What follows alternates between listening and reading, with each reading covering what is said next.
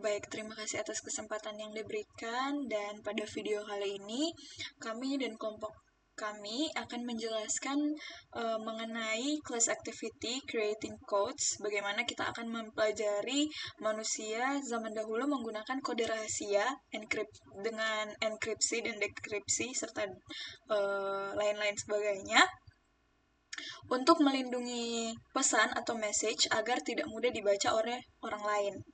Nah, melalui modul ini, kita juga akan mempelajari bagaimana cara membuat, mengenkripsi, deskripsi pesan menggunakan alat secara online.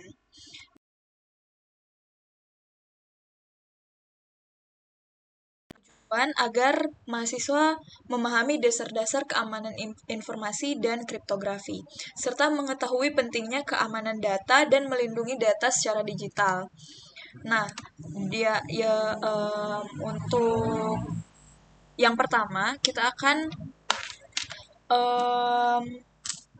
membuka yang seperti biasa, kita buka VirtualBox Linux terlebih dahulu. Nah, di sini kita buka web browser. Kita bagi dua terlebih dahulu.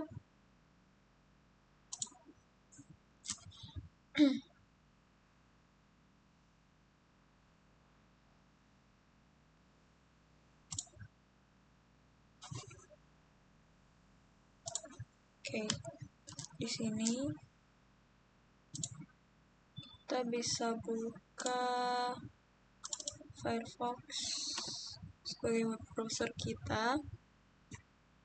Nah, di sini kita cari encrypt, decrypt, AES online. Nah, di sini adalah tempat kita encoding atau decoding.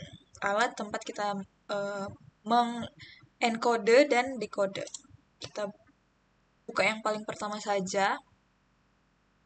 Nah, di sini bisa kita lihat ada dua section di sini, ada tempat enkripsi dan tempat dekripsi. Nah, di sini bisa kita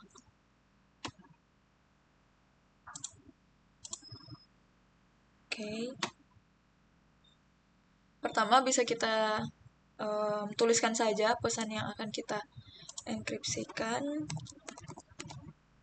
Kemudian di sini bisa select cipher mode, select paddingnya, key size, dan secret key-nya.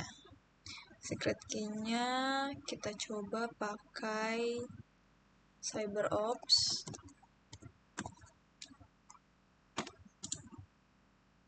Dan kita langsung saja coba encrypt. Oke, di sini terdapat pesan plain text secret keys are weak. Kita coba yang lain.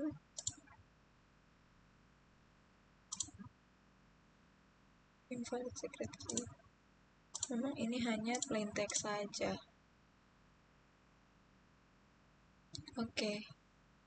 Ini tempat kita mengenkripsikan dan kita juga bisa dekripsi pesan di sini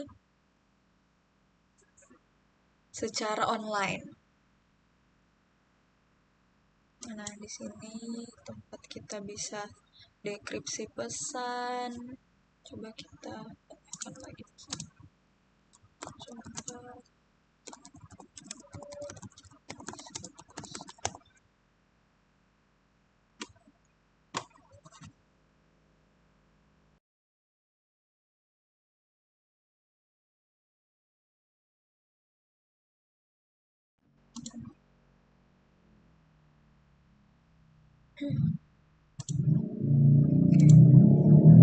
Oke.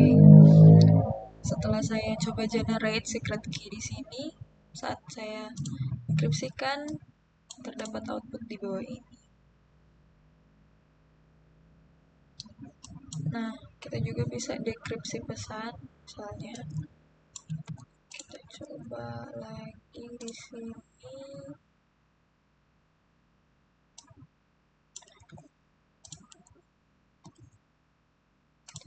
enkripsi. Oke, di sini tertulis parameters missing.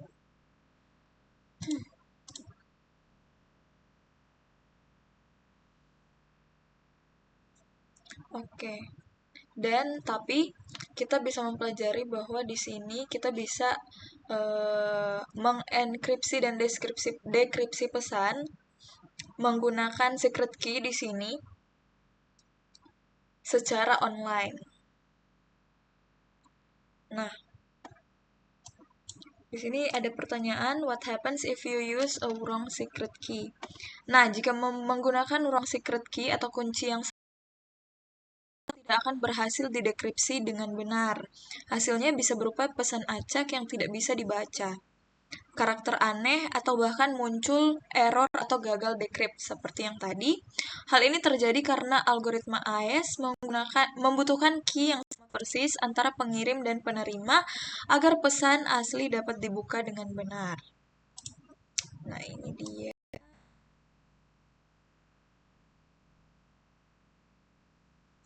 Oke.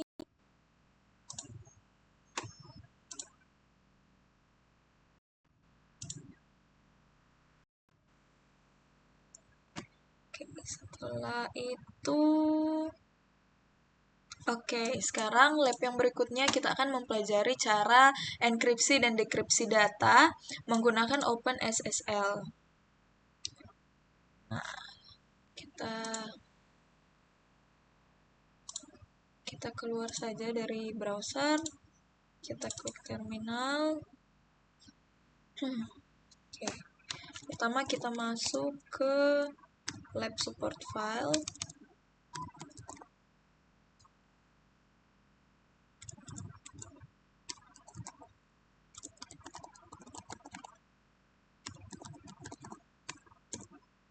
Oke, setelah kita masuk, kita cat letter to grade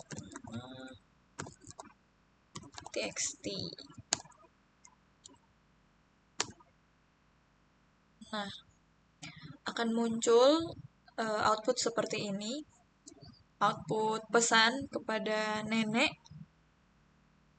Itu tandanya kalau output ini berhasil terlihat, itu tandanya kita berhasil menjalankan coding tersebut. Oke. Dan coding tersebut berhasil terenkripsi. Nah, di sini bisa kita lihat list of contents of the encrypted letter to grandma txt file on the screen. Oke, kita lanjut.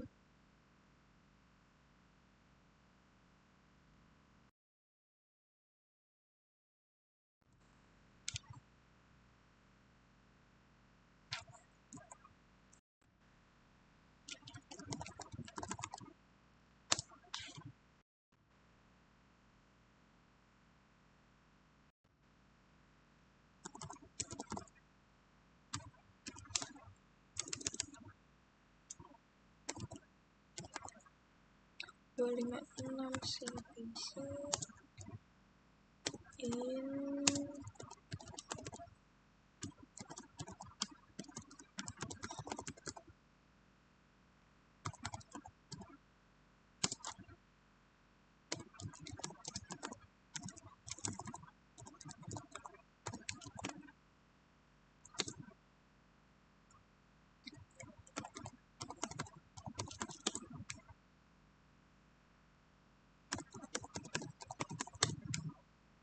Oke.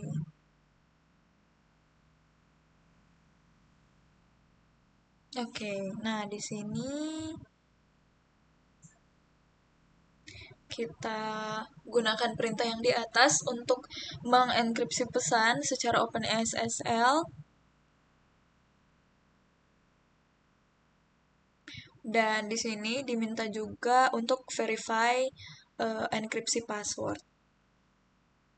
Nah, dokumen the password. Password yang digunakan adalah password yang dimasukkan pengguna saat proses enkripsi berlangsung. Password ini harus diingat karena akan digunakan kembali untuk proses dekripsi pesan. Dan dalam hal ini,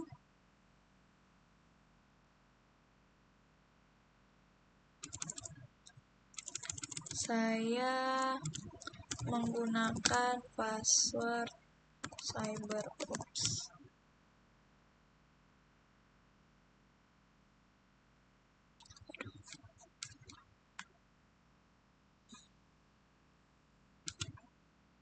Password.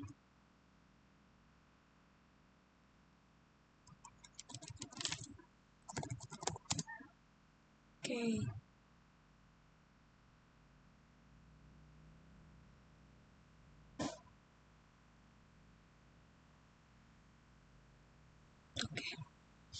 Oke, selanjutnya kita cat lagi.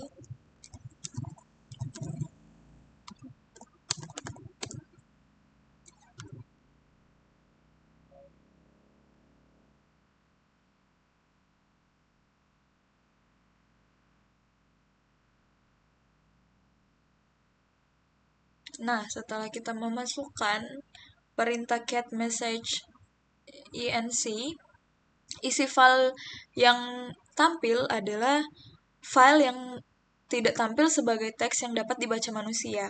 File tersebut terlihat sebuah kumpulan karakter acak, simbol, dan teks yang tidak memiliki arti, seperti yang sudah saya coba. Kemudian hal ini terjadi karena file sudah dienkripsi menggunakan algoritma AES, sehingga isi asli pesan tersebut diubah menjadi ciphertext untuk menjaga kerahasiaan data. Orang yang tidak punya password yang benar tidak dapat memahami isi pesan tersebut. Oke, kita lanjut.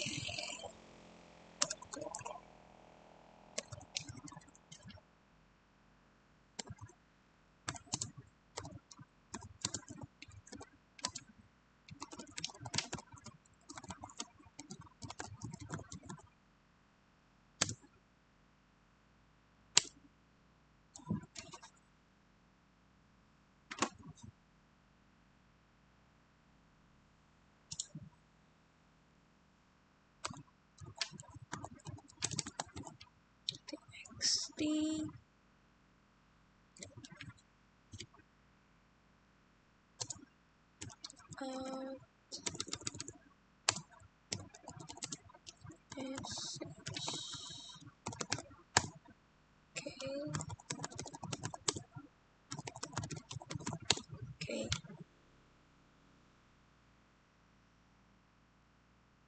Oke, kemudian kita get message lagi.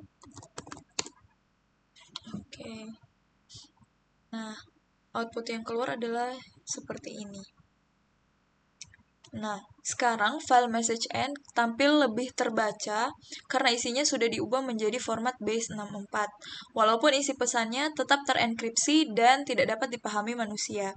Karakter yang muncul sekarang berupa teks ASCII biasanya, sehingga lebih aman dan mudah disimpan atau dikirim melalui sistem yang hanya mendukung format teks. Nah, untuk manfaat encoding base 64, salah satunya adalah membuat data terenkripsi lebih kompatibel dengan berbagai sistem komunikasi seperti email dan file teks, tanpa merusak isi data binary asli. Selain itu, format ini juga lebih mudah untuk ditampilkan, dipindahkan, dan disalin dibanding data binary murni. Kemudian, kita coba dekripsi sekarang.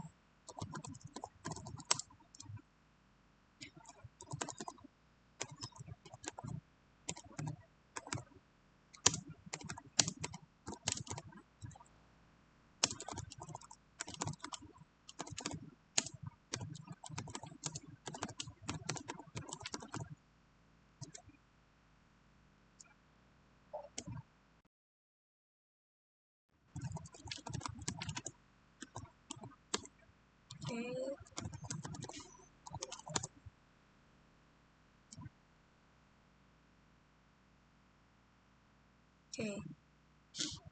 Kemudian kita coba lihat isinya.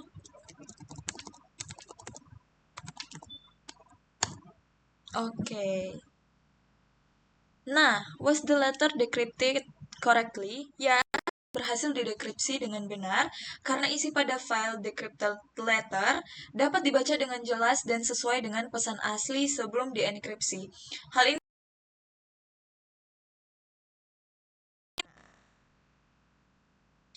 The command used to decrypt also contain min A option. Can you explain? Opsi min A digunakan karena file terenkripsi memakai format encoding base 64. Opsi ini memberitahu OpenSSL untuk merubah data yang berbentuk teks tersebut kembali kepada bentuk biner terenkripsi sebelum proses dekripsi dilakukan. Tanpa opsi min A, OpenSSL bisa gagal membaca isi teks file dengan benar karena data terenkripsi disimpan dalam format teks dan bukan format biner asli. Baiklah, sekian dari 2 lab dari saya, Briliani Potalangi, dan selanjutnya akan dijelaskan oleh teman saya. Ya, sekarang kita akan langsung masuk pada lab yang berikutnya, lab encrypting and decrypting data using a hacker tool. Tapi sebelum itu, perkenalkan nama saya Clarissa Maramis. Dan sebelum kita mulai, saya ingin menjelaskan terlebih dahulu latar belakang dan tujuan dari lab ini. Seperti yang tertulis di modul, di banyak perusahaan besar terdapat kebijakan keamanan yang mengatur penggunaan media penyimpanan portable seperti USB flash drive. Salah satu kebijakan yang umum adalah hanya dokumen yang sudah dienkripsi dan dikompres dalam format zip yang boleh disalin ke USB. Kebijakan ini bertujuan agar jika flash drive hilang atau jatuh ke tangan yang salah, data di dalamnya tidak bisa langsung dibaca. Nah, dalam skenario lab ini, ada seorang Chief Financial Officer atau CFO yang sedang dalam perjalanan dinas ke luar kota. Ia membawa USB flash drive berisi dokumen-dokumen penting dalam format zip terenkripsi. Namun, ketika ia mencoba membuka file tersebut, ternyata password yang ia masukkan tidak valid. Ia lupa passwordnya atau mungkin passwordnya salah saat dimasukkan dulu. CFO tersebut kemudian menghubungi tim IT perusahaan dan meminta bantuan dan disinilah peran kita sebagai cyber security kita perlu mencoba memulihkan password tersebut. Nah, untungnya ada beberapa tool yang bisa kita gunakan untuk keperluan seperti ini. Contohnya adalah Hashcat, John the Ripper, LoopTrack, dan yang akan kita gunakan dalam lab ini adalah fcrackzip. Fcrackzip ini adalah sebuah utilitas Linux sederhana yang dirancang khusus untuk memulihkan password dari file zip terenkripsi. Perlu saya tegaskan bahwa tool-tool ini bersifat legal dan digunakan secara sah dalam dunia cyber security, terutama untuk pemulihan password yang memang milik kita atau milik pengguna yang kita bantu. Namun perlu diingat juga bahwa tulis yang sama bisa disalahgunakan oleh pihak yang tidak bertanggung jawab. Oleh karena itu, penggunaannya harus selalu etis dan bertanggung jawab. Oke, sekarang kita akan langsung masuk saja pada praktiknya. Lab ini terbagi menjadi 2 bagian. Bagian pertama adalah membuat dan menenkripsi file. Kemudian bagian kedua adalah memulihkan password dari file zip terenkripsi tersebut. Nah, tentunya yang harus kita siapkan pertama adalah CyberOps Workstation VM. Nah, di sini saya langsung buka saja untuk VirtualBox punya saya.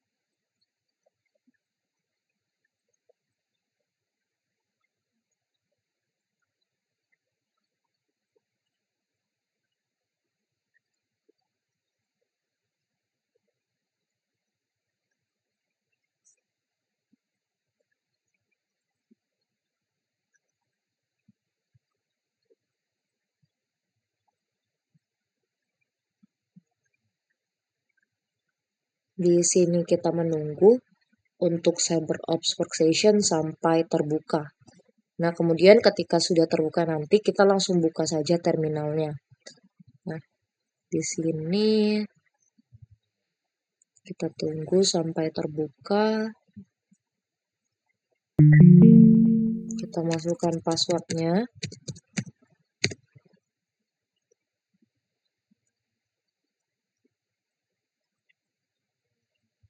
Nah, ini kan kita sudah masuk pada terminalnya. Jadi, kalau di modul kita diminta untuk memastikan dulu. Tapi kan kita sudah tahu kita berada di situ, maka kita langsung buat saja sebuah folder baru yang akan kita gunakan sebagai tempat kerjanya. Nah, kita beri nama untuk folder ini itu zip files. Maka di sini kita tuliskan query mkdir zip mkdir zip files. Nah, mkdir ini adalah singkatan dari make directory, artinya membuat directory atau folder baru. Nah, setelah folder terbuat, kita masuk ke dalamnya dengan perintah cd zip files.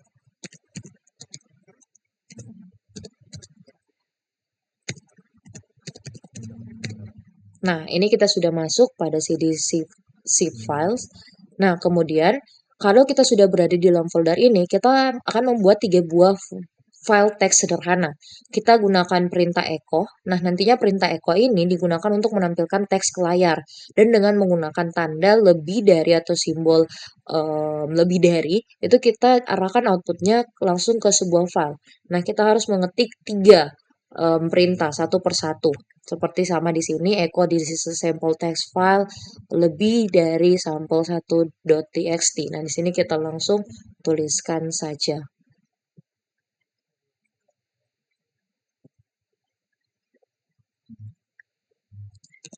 Echo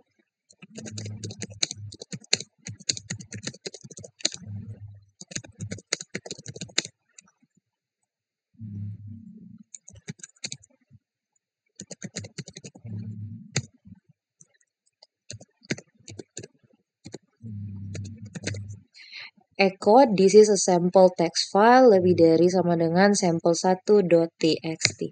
Kemudian kita tuliskan lagi untuk sampel 2.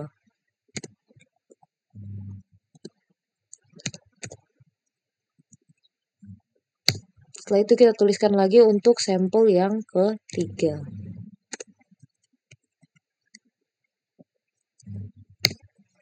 Nah, setelah itu nanti ketiga perintah ini akan membuat 3 file teks masing-masing bernama sampel1.txt, sampel2.txt, dan sampel3.txt dengan isi yang sama. This is a sample text file. Nah, untuk memastikan ketiga file sudah terbuat, kita cek dengan perintah ls. Nah, ini sudah ada, berarti ketiga file ini sudah ada di dalam directory ini. Kemudian sekarang kita akan membuat file zip terenkripsi dengan berbagai panjang password. Nah, sekarang bagian yang menarik, kita akan membuat 5 buah file zip terenkripsi, masing-masing dengan panjang password yang berbeda-beda. Tujuannya adalah untuk nanti kita bandingkan berapa lama waktu yang dibutuhkan untuk memecahkan password berdasarkan panjangnya. Nah, di sini kita menggunakan perintah zip dengan opsi E. Nah, huruf E di sini itu adalah singkatan dari encrypt. Artinya kita meminta zip untuk mengenkripsi file yang kita kompres. Tanda bintang atau asterisk setelah kata sampel adalah wildcard yang berarti semua file yang namanya diawali dengan kata sampel. Nah, mulai dari file pertama ketikkan perintah berikut untuk membuat file satu zip. Nah, kita bisa melihat di sini juga. Ini yang pertama zip min e file min1.zip sampel bintang. Nah, kita tuliskan langsung di sini. Zip, kemudian kita garis kita file 1.zip sampel bintang. Nah, kita lihat lagi zip min file min1.zip sampel bintang. Di sini kita langsung run. Nah, di sini sistem meminta kita untuk memasukkan password 2 kali sebagai konfirmasi. Nah, ini password yang pertama, saya akan memasukkan huruf B saja. Nah, ini saya sudah masukkan. Untuk verify lagi, kita masukkan B lagi. Nah, ini sudah. Ini sengaja nanti kita bisa melihat betapa cepatnya password pendek bisa dipecahkan. Nah, nantinya kita ulangi proses yang sama untuk membuat file 2zip. Nah, dengan cara kita langsung buat saja untuk yang file 2zip itu menuliskan sama query-nya, tapi kita mengganti dengan di sini kita ganti dengan 2. Kita run. kita masukkan untuk yang 2 sesuai dengan modul, kita masukkan itu R2. Kita masukkan R2 sama kayak di modul. R2. Nah, selesai. Kemudian kita masukkan lagi untuk yang file 3. Nah, file 3 kita masukkan sama kayak apa yang diminta di modul. Kalau misalnya yang ketiga itu passwordnya 0B1. Kita enter 0B1. Nah, setelah itu kita lanjut lagi untuk yang keempat. Yang keempat itu kita masukkan 4 karakter, yaitu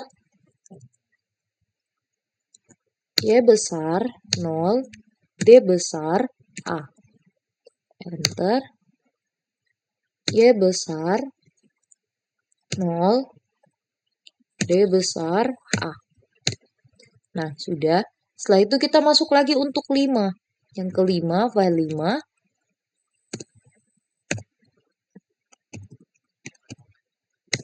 Nah, passwordnya itu C-min 3 P0. C-min 3 P0. Nah, ini sudah berhasil berarti semua. Nah, sekarang kita verifikasi semua file zip yang sudah terbuat dengan perintah ls min l f bintang. Artinya ditampilkan detail semua file yang bernama Jawari huruf F. Nah, di sini kita coba saja ls min l f bintang. Nah, ini berarti sudah ada ya semua file 1 sampai 5 sudah ada. Nah, masing-masing ini berisi 3 file sampel yang sudah terenkripsi dengan password yang berbeda-beda panjangnya. Nah, sekarang kita akan lanjut saja pada mencoba membuka zip dengan password yang salah. Nah, sebelum kita lanjut ke bagian pemulihan password, mari kita simulasikan dulu dengan situasi yang dialami CFO tadi, yaitu mencoba membuka file zip dengan password yang salah. Nah, di sini juga ada. Nah, kita ketikkan perintah unzip untuk mencoba membuka file 1. Kita unzip file 1.zip. Nah, kita coba run. Dan kita masukkan, kan tadi passwordnya kita berikan B. Ini kita masukkan saja huruf C. Kita enter. Nah, ini password langsung muncul incorrect. Jadi, inilah persis situasi yang terjadi pada CFO kita tadi. Ia tidak bisa membuka file file penting tersebut karena passwordnya itu tidak dikenali. Nah, ini kita langsung masuk saja B. Kita enter. Ya, ini sudah masuk. Setelah itu kita Ctrl C saja. Nah, kita enter. Nah, setelah itu, di sini kita akan langsung masuk pada part yang kedua, yaitu mengenal fcrackzip. Kita akan langsung memulihkan password dengan fcrackzip ini. Jadi fcrackzip ini adalah tool open source yang berjalan di Linux yang digunakan untuk memulihkan password dari file zip terenkripsi. Cara kerjanya adalah dengan metode brute force, yaitu mencoba setiap kemungkinan kombinasi karakter secara sistematis satu persatu hingga menemukan password yang benar. Nah, mari kita cek dulu opsi-opsi yang tersedia dengan mengetik. Nah, di sini bisa kita melihat dengan mengetik fcrackzip min h. Kita langsung tuliskan saja fcrackzip min h. Nah, di sini bisa kita lihat detail. Ada 3 opsi yang akan kita gunakan dalam lab ini. Pertama adalah opsi minv, artinya merupakan singkatan dari verbose. Dengan opsi ini, fcrackzip akan menampilkan setiap password yang sedang dicoba, sehingga kita bisa melihat prosesnya secara langsung. Kemudian ada opsi min-u, yang artinya kita gunakan unzip untuk memverifikasi password yang ditemukan. Ini penting agar fcrackzip benar-benar mengkonfirmasi bahwa password yang ditemukan memang benar dan bisa membuka file zip tersebut. Kemudian adalah opsi min-l. Nah, ini digunakan untuk menentukan panjang password yang akan dicoba. Kita bisa menentukan rentang misalnya 1 sampai 4, artinya coba password dari panjang 1 karakter sampai 4 karakter. Nah, di sini kita langsung coba saja. Kita akan memulihkan password file 1 zip atau password 1 karakter. Kita mulai dari file 1 zip ini menggunakan password 1 karakter. Saya akan menjalankan perintah berikut sesuai yang ada di modul. Fcrackzip min full. Jadi kayak ini. Kita tuliskan saja fcrackzip min full 1 sampai 4 file 1.zip. Ini kita langsung run. Nah, di sini lihat betapa cepatnya fcrackzip ini berhasil menemukan password dalam hitungan kurang dari 1 detik. Password 1 karakter hanya memiliki kemungkinan yang sangat sedikit, hanya sekitar 26 huruf kecil, 26 huruf besar, dan 10 angka, dan beberapa simbol. Jadi fcrackzip ini bisa mencoba semuanya dalam waktu yang sangat singkat. Ini password yang sudah kita namai tadi sudah betul, yaitu B. Ini adalah pengingat penting bahwa password 1 karakter sama sekali tidak aman dan tidak boleh digunakan untuk melindungi data apapun. Kemudian kita coba kalau misalnya yang file 2. Kita tuliskan file 2. Ini kan kita tuliskan tadi 2 karakter kan untuk yang 2 zipnya. Kita langsung. Nah, ini sebenarnya sama, tapi biasanya sedikit lebih lama dari password 1 karakter, namun masih sangat cepat. Hanya dalam hitungan detik karena jumlah kemungkinan kombinasi meningkat, namun masih dalam batas yang sangat mudah dijangkau oleh komputer modern. Kemudian kita coba kalau misalnya 3 karakternya. Nah, ini juga masih sangat cepat. Masih sangat cepat karena ke jumlah kemungkinan, namun memakan waktu yang sangat sedikit lebih lama karena jumlah kemungkinan kombinasi bernama secara eksponensial. Jika 1 karakter punya 94 kemungkinan, maka 2 karakter punya 94 kali 94 dan 3 karakter punya 94 kali 94 kali 94 yang sudah lebih dari 800.000 kemungkinan.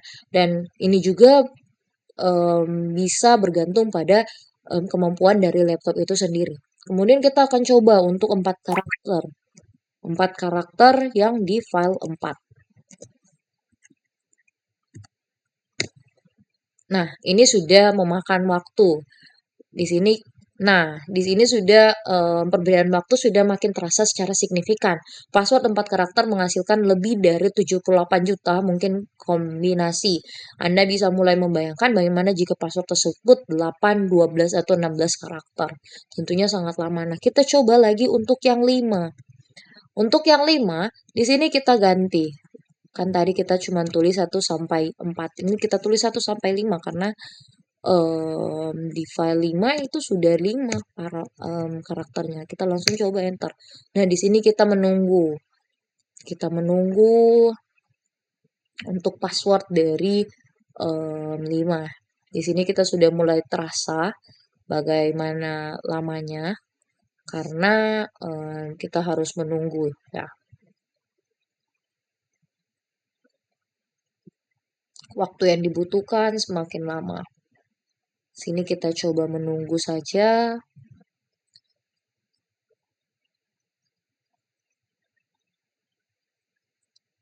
Di sini biasanya kita memakan waktu 3 menit sampai 5 menit, bahkan bisa berjam-jam tergantung dari kekuatan laptop itu sendiri, kemampuan dari hard device-nya sendiri. Karena sudah lebih dari 7 miliar kemungkinan kombinasi. Nah, ini membuktikan bahwa semakin panjang password, semakin lama waktu yang dibutuhkan untuk memecahkannya, dan semakin aman untuk data kita. Nah, misalnya kalau misalnya kita cuma buat password kayak menggunakan 1 huruf kayak yang tadi, itu sangat mudah untuk diretas karena cuma beberapa karakter saja yang perlu dicoba. Sedangkan untuk yang 5 password seperti ini, kita harus menunggu waktu yang lama.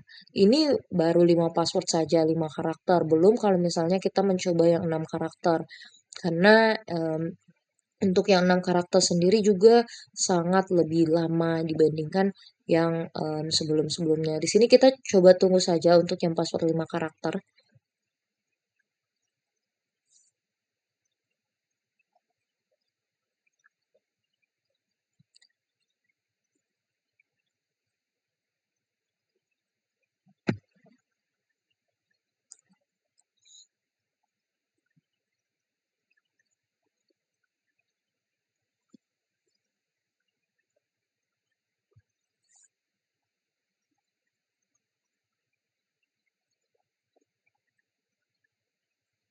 Nah, di sini sudah tertulis bisa mencapai mungkin 5 sampai 20 menit untuk di bagian ini. Bahkan kalau misalnya untuk yang 6 karakter itu bisa dibutuhkan sangat lama karena waktunya itu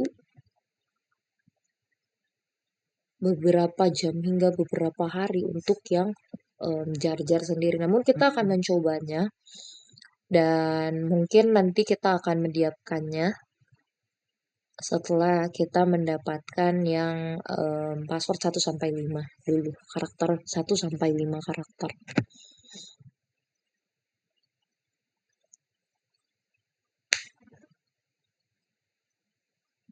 Ini saja perbedaan waktunya sudah terasa sangat signifikan dari yang password 1 karakter, password 2 karakter, password 3 karakter, password 4 karakter. Nah, ini akhirnya sudah didapatkan. Ini memakan waktu ya cukup lama tadi, mungkin sekitaran 2 menit untuk mendapatkan 5 karakter. Belum lagi jika kita mencoba yang 1 sampai 6 karakter. Di 6 karakter ini akan memakan waktu yang lama. Mungkin saya coba saja untuk run, tapi kita tidak akan menunggu sampai passwordnya bisa teretas ya. Sembari itu,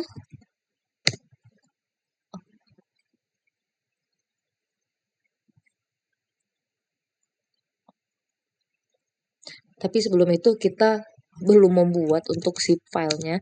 Kita buat lagi untuk file 6. File 6.zip sampel bintang. Nah, kita masukkan password. Passwordnya sesuai di modul itu dia suruh menuliskan jar jar. Jar jar. Kita enter, kita masukkan lagi. Jar jar. Sudah selesai dan kita akan coba untuk fcracksheet-nya. Nah, ini kita akan menunggu waktu yang sangat lama, mungkin bisa memakan beberapa jam atau bahkan di sini tertulis berdasarkan kemampuan komputer Anda bisa memakan beberapa hari hingga bahkan mungkin parahnya sampai berminggu-minggu. Jadi seperti yang bisa kita lihat, sembari kita menunggu, ini password 6 karakter membutuhkan waktu yang jauh lebih lama dari sebelumnya. Ini menunjukkan dengan jelas bahwa setiap karakter tambahan pada password memberikan perlindungan yang lebih besar. Nah, modul menyatakan dengan tegas, the simple truth is that longer passwords are more secure because they take longer to discover. Artinya kebenaran sederhananya adalah bahwa password yang lebih panjang lebih aman untuk membutuhkan waktu yang lebih lama untuk ditentukan. Sehingga kita harus mengingat selalu untuk menggunakan password yang panjang, kompleks, dan unik untuk setiap akun atau file penting kita. Dan gunakan pengetahuan tentang tool seperti fcracksheet ini secara etis dan bertanggung jawab hanya untuk membantu orang yang sah memulihkan akses ke data mereka sendiri. Sekian dari saya, dan selanjutnya labnya akan dilanjutkan oleh penjelasan teman saya. Terima kasih. Baiklah, perkenalkan nama saya Gabriela Kobar dan pada saat ini saya akan melanjutkan pada bagian yang selanjutnya, yaitu pada bagian Lab Examining Telnet and SSH in Wireshark, yang dimana pada bagian ini kita akan melihat bagaimana Telnet mengirim data tanpa enkripsi, dan juga melihat bagaimana SSH mengenkripsi data dan membandingkan keamanan Telnet dan SSH menggunakan Wireshark. Jadi yang pertama kita akan masuk pada CyberOps dan kita akan masuk pada terminal dan kita akan masuk di Wireshark.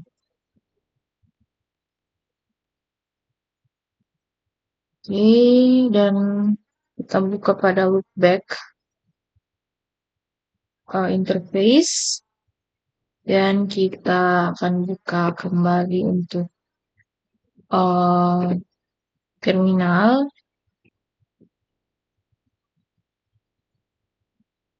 Oke, dan kita akan masuk pada telnet localhost.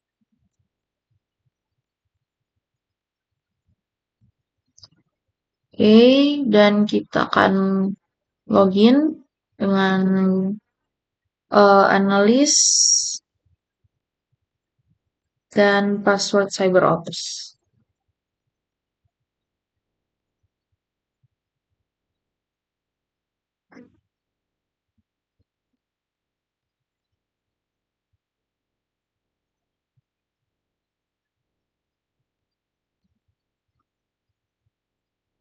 Oke, sudah muncul dan kita akan coba untuk apply filter di sini.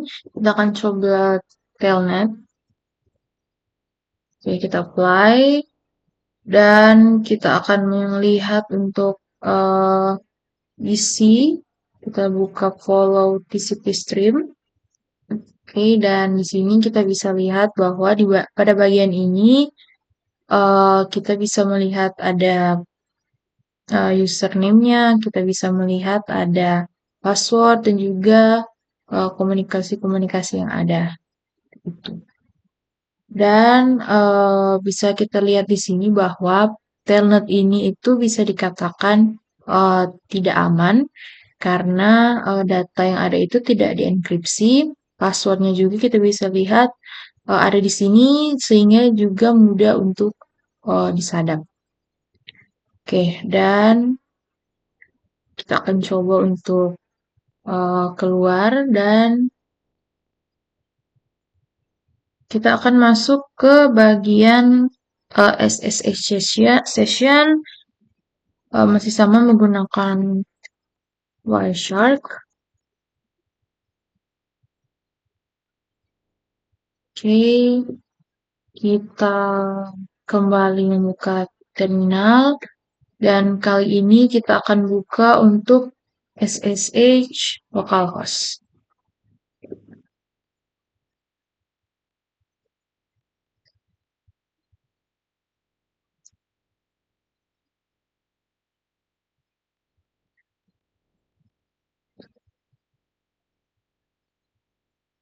Oke, bisa kita lihat. Jadi kita telah menjalankan untuk SSH-nya sama seperti telnet yang sebelumnya, hanya diganti dengan SSH. Dan oke, kita bisa lihat di bagian sebelah sini, sebelah kiri untuk capture di Wireshark-nya.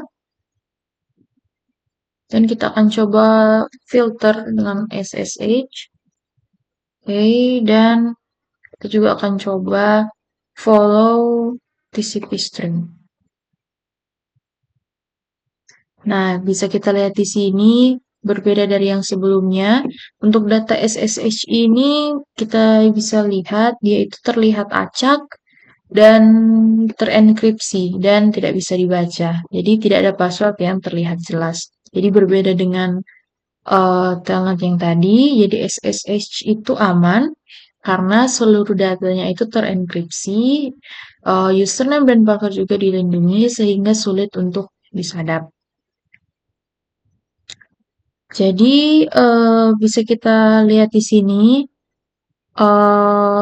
pada sisi telnet itu semua data bisa terlihat jelas dalam bentuk plain text, termasuk username dan juga password, sehingga mudah untuk dibaca dan disadap. Sedangkan pada bagian sesi SSH, seluruh data itu terenkripsi sehingga isi komunikasi tidak dapat dibaca, walaupun paket berhasil ditangkap oleh Wireshark.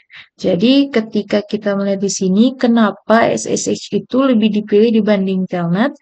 Ya, seperti yang sudah dijelaskan bahwa karena SSH itu menggunakan enkripsi untuk melindungi data yang akan dikirimkan melalui jaringan termasuk username dan juga password.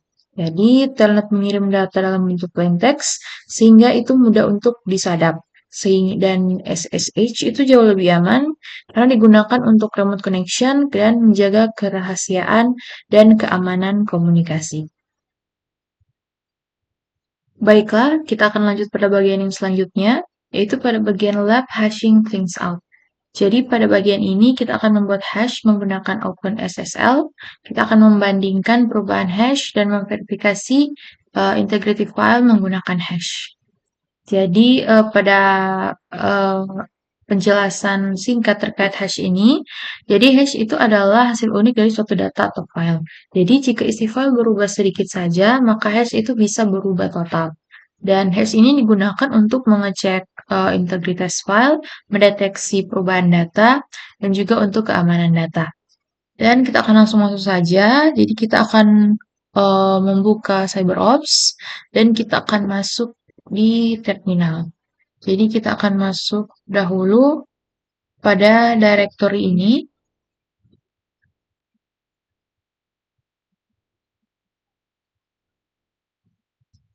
Oke, jika sudah masuk, kita akan menampilkan isi dari file. Jadi file untuk letter to grandma txt.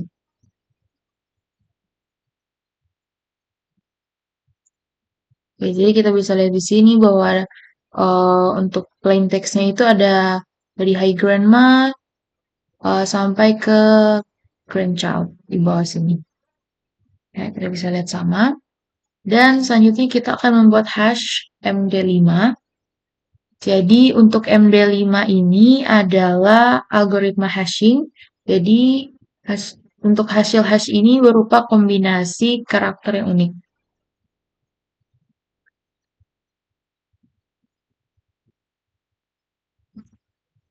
Oke, ini sudah muncul. Dan selanjutnya kita akan mencoba untuk mengedit atau mengubah isi dari file yang letter to grandma menggunakan print nano.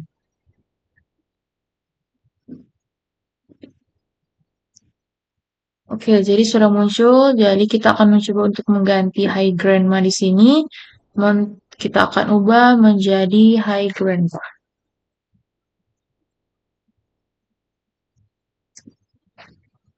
Oke, kita simpan.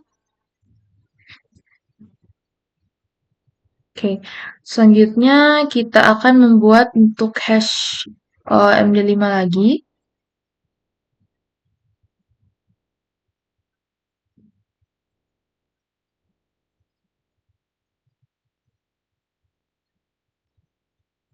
Oke, bisa kita lihat di sini hash yang baru itu berbeda total dengan yang sebelumnya. Kita bisa membandingkan dari yang pertama yang telah kita buat dan ini yang kedua yang telah kita buat bahwa terlihat berbeda berbeda untuk keseluruhan. Walaupun yang kita edit ataupun yang kita ubah itu hanya satu karakter pada file gitu. Jadi menunjukkan bahwa fungsi hash ini sangat sensitif pada perubahan kecil pada data. Oke, jadi selanjutnya kita akan membuat untuk hash SH1. Jadi kita akan melakukan perintah open SSL yang sebelumnya MD5. Sekarang kita akan pakai SH1.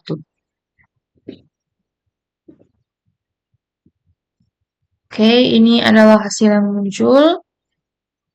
Jadi untuk SH1 ini itu lebih kuat dibandingkan dengan MD5 yang telah kita buat tadi. Dan selanjutnya kita akan menggunakan MD5 sum. Kita menggunakan perintah ini.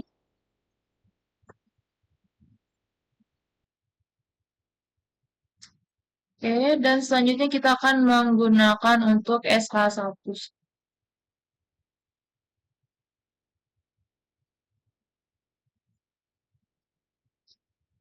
Oke, jadi bisa kita lihat bahwa hash yang dihasilkan oleh MD5 sum yang ini itu dan juga SH1 sum yang di bawah itu sama dengan hash yang dihasilkan oleh OpenSSL. Jadi kita bisa melihat bahwa SH1 sum ini dengan yang ini itu sama dan juga MD5 yang ini MD5 dengan MD5 sum itu sama karena kedua tool ini menggunakan algoritma hashing yang sama terhadap file yang sama. Kita bisa lihat jadi MD5 dan juga MD5 sum dan juga SH1 dan juga SH1 sum. Dan jadi secara umum jadi untuk MD5 ini dia itu lebih cepat dan bisa dibilang masih dianggap lemah dan juga mudah untuk diserang collision. Dan sedangkan untuk SH1 dia itu lebih aman daripada MD5, tetapi mungkin sudah mulai tidak untuk direkomendasikan. Sedangkan untuk yang jauh lebih aman dan untuk standar saat ini itu ada di SHA256. Dan kita akan coba untuk verified hashes di sini. Kita akan masukkan perintah sample ini untuk melihat hash asli dari file. Oke. Ini kita bisa lihat di sini dan kita akan menggunakan SHA256 sum untuk mengkalkulate, untuk menghitung hash SHA256.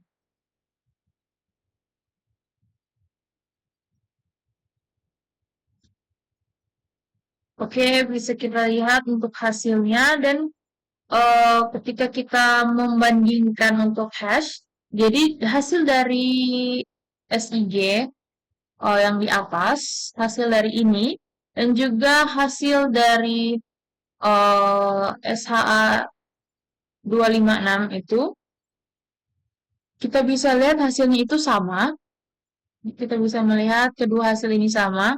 Jadi, karena kedua hasil ini sama, itu berarti file yang ada itu aman, dan juga file itu tidak berubah, dan download itu bisa berhasil. Tuh, jadi, bisa kita lihat, file sampel EMD itu berhasil di-download dengan benar, karena hash SHA256 itu dihitung menggunakan SHA256 sum, sama dengan hash yang terdapat pada file sampel image SHA256 SIG.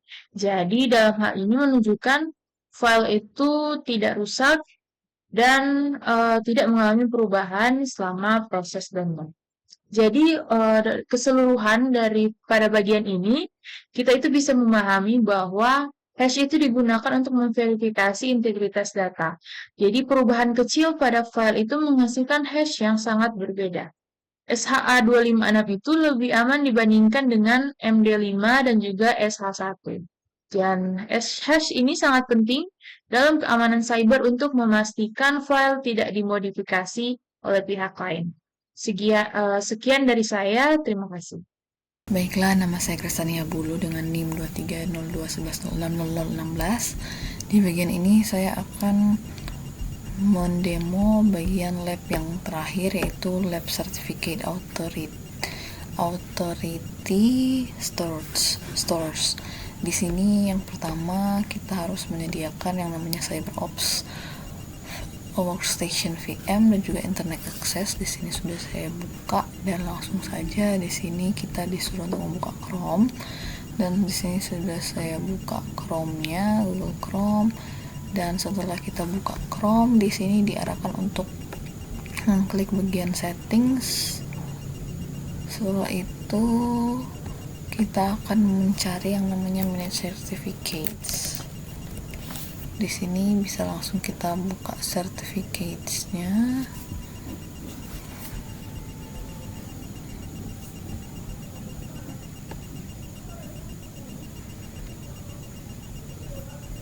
Dan di sini kita bisa melihat setiap akar certificate authorities-nya yang trusted, dan juga setelah itu kita bisa lihat CA store info Firefox-nya. Yaitu di sini kita ada melihat Windows yang teropen yang menunjukkan sertifikat dan juga ini terpercaya dari Firefox.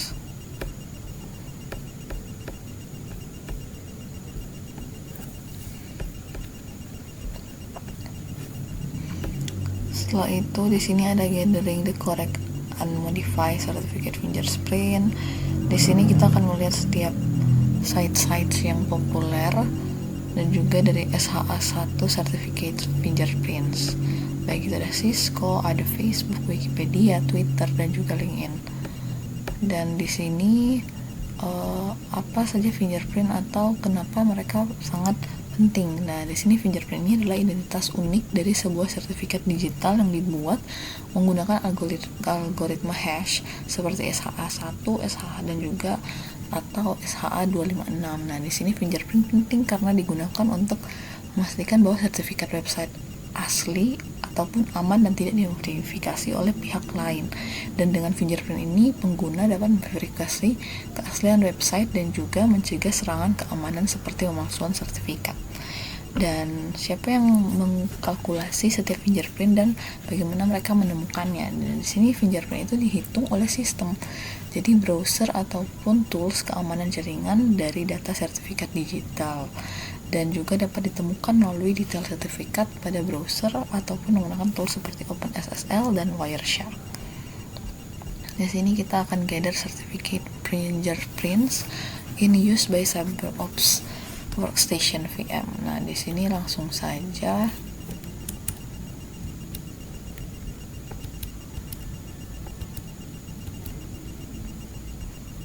kita akan membuka terminal.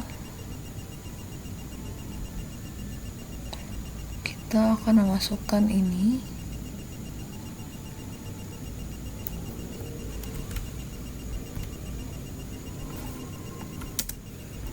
Ini dia hasilnya.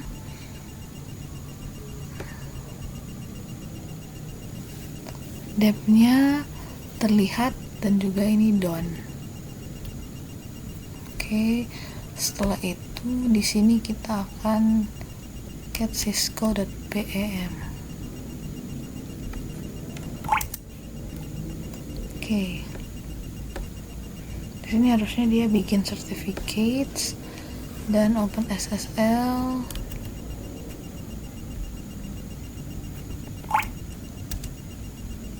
Oke. Nah, di sini algoritma hash-nya itu dia digunakan oleh OpenSSL dan dia menghitung yang namanya fingerprint. Jadi algoritma hash ini digunakan oleh OpenSSL untuk menghitung fingerprint adalah SHA-1. Terlihat dari perintah SHA-1 dan juga hasil output SHA-1 fingerprint. Dan di sini kenapa dia spesifik memilih algoritma, apakah itu bermasalah? Nah, algoritma tersebut dipilih karena dia SHA-1 dahulu merupakan standar umum untuk menghasilkan fingerprint sertifikat digital yang unik dan mudah diverifikasi. Jadi pemilihan algoritma ini penting karena berhubungan dengan keamanan dan tingkat keakuratan fingerprint. Jadi saat ini SHA-256 itu lebih sering digunakan karena SHA-1 sudah dianggap kurang aman terhadap kemungkinan serangan kolisi atau collision attack. Dan di sini kita akan meng-compare fingerprints ya. Jadi apakah fingerprints itu berdasarkan table 1 compare the certificate fingerprints itu acquired itu directly from Cisco HTTPS site with the one acquired from within your network. Nah, di sini apakah fingerprints-nya itu match atau cocok? Nah, di sini jawabannya bahwa fingerprint itu cocok atau match jika nilai fingerprint-nya dari website Cisco sama dengan fingerprint yang diperoleh dari jaringan internal. Dan juga itu artinya apa? Yaitu hal ini berarti sertifikat digital yang diterima benar-benar berasal dari website asli dan tidak mengalami perubahan atau pemalsuan selama proses komunikasi. Dan kecocokan fingerprint ini merupakan koneksi HTTPS aman dan identitas website dapat dipercaya. Sehingga apakah ini metodenya 100% foolproof? Nah, yaitu metode ini tidak 100% foolproof karena sertifikat dapat diperbarui sehingga fingerprint ini berubah. Selain itu, penyerang juga berhasil mengganti jika penyerang berhasil mengganti sertifikat dan pengguna tidak bisa memeriksa fingerprint resmi dengan teliti, dan juga serangan seperti man in the middle masih dapat terjadi. Sehingga di sini kita dapat mengambil refleksi bahwa agar HTTPS proxy dapat bekerja, proxy ini harus mampu membaca dan memeriksa lalu lintas HTTPS yang terenkripsi. Dan untuk melakukannya, proxy itu perlu menggunakan sertifikat digital sendiri yang dipercaya oleh perangkat pengguna. Dengan begitu, proxy ini dapat mendeskripsi, memeriksa, dan juga lalu mengenkripsi kembali data tersebut sebelum diteruskan ke website tujuan. Selain itu, perangkat pengguna harus memasang dan mempercayai sertifikat dari proxy agar koneksi tidak dianggap berbahaya oleh browser. Sekian dari video kami. Terima kasih.